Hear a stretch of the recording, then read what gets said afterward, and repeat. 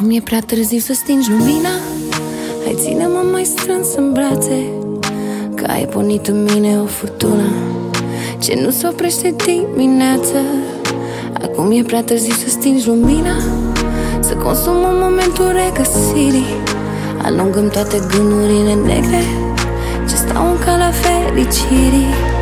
Amor, amor, amor, amor, amor, amor ce îmi doresc atunci când sunt cu tine.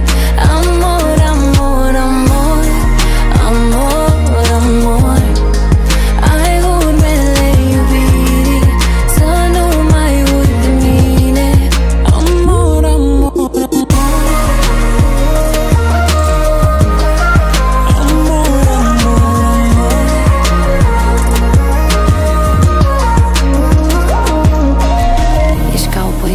scrisă pe piele, în completarea tatuajelor mele.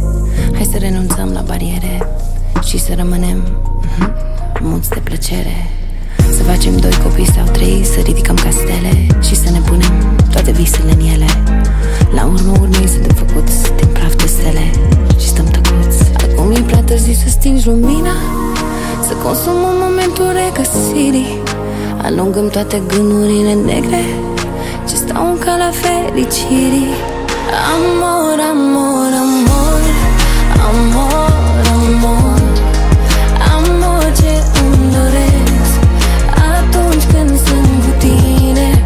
Amor, amor, amor, amor, amor, ai urmele iubirii, să nu mai uit de mine. Amor, amor,